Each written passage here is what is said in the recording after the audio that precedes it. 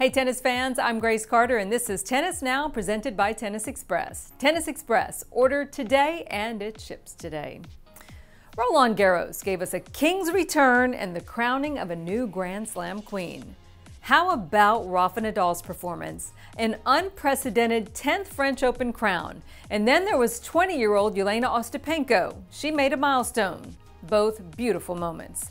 But we also saw some bumping moments and some major bummers on the red clay. So today we highlight the lowlights from the City of Light with our top 10 Roland Garros disappointments.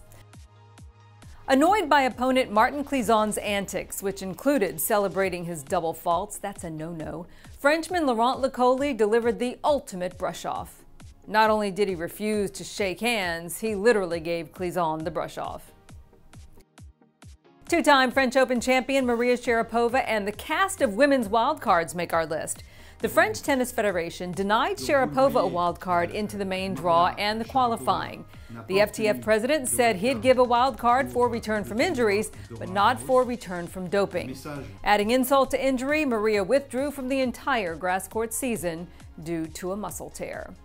And you know, wherever you stand on the Sharapova wildcard issue, there is no doubt her star power could have been a big benefit. Consider 7 of the 8 women's wildcards lost in the first round and none advanced past the second round. Big fizzle. Jo-Wilfried has twice been a French Open semifinalist, but this time he fell at the first hurdle in the form of number 91 Renzo Olivo, who was playing just his third major and the first time in Paris. He sent Song a-packing in the opening round, Joe's earliest exit in 12 years. And boy, it was no fun being number 1 for Angelique Kerber. The top seed lost in the first round for the second straight year. In fact, it's Angie's 5th opening round exit in 9 appearances in Paris. The reigning U.S. Open champion hopes to get back on track during grass season. She was runner-up to Serena in the 2016 Wimbledon final, so we'll see what happens there.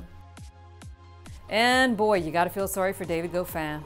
He was having a great clay court season, and then his foot got caught on a tarp behind the court. He suffered a right ankle injury that forced him to retire. Fortunately, though, that injury doesn't seem to be as bad as initially thought. It's apparently a muscle tear, and David says he hopes to play the grass season. There was good news for Elina Svitolina as the number 5 seed reached the quarterfinals for the second time in 3 years and built a commanding 6-3, 5-1 lead over Simona Halep. Then came the crash as the Rome champion fell apart and squandered a match point. She lost 11 of the last 12 games, including a bagel in the final set. What a brutal loss. And we really had high hopes for Rome champion Alexander Zverev, but Fernando Verdasco had other ideas. The Spanish lefty bounced Zverev out of the opening round, leaving Sasha to offer this blunt assessment of his performance. And a sad scene, heartbreaking really, reminded us of the power of compassion. Veteran Nicolas Almagro suffered a knee injury, and realizing that Roland Garros and possibly his entire season was over, he was reduced to tears. And then in a show of true sportsmanship, his opponent, Juan Martín del Potro, ever the gentleman, showed so much care and concern, consoling his fallen friend. And by the way, an update on Nico. The 31-year-old underwent surgery to repair a torn left meniscus and is optimistic about his eventual comeback after a little rehab. And what a bummer for Novak Djokovic. There was nowhere to hide. The reigning Roland Garros champion lost his crown and his mojo in a straight sets loss to Dominic Thiem in the quarterfinals. It was Nolé's first straight sets loss in a Grand Slam since losing to Andy Murray in the 2013 Wimbledon final. Hall of Famer John McEnroe ripped Novak's apathetic effort in that final set. He called it Tank City, saying Djokovic didn't even want to be on the court for the third set. Thiem, who managed just 1 game in his 5th loss to Novak in Rome just last month, absolutely dominated, handing Nolé his first shutout set in a major since 2005. After his exit, Novak was asked if he's considering taking a break from the sport. Obviously, it's not an easy decision to make, but I'll see how I feel anyway after Roland Garros and then decide what to do next.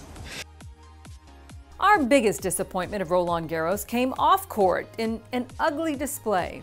French qualifier Maxime Hamou was banned by Roland Garros after he groped and kissed a TV reporter following his first round defeat. As Eurosport reporter Meili Thomas was interviewing him, the 21-year-old Frenchman wrapped his arms around her shoulder, pulled her closer, and began kissing her on the face and neck.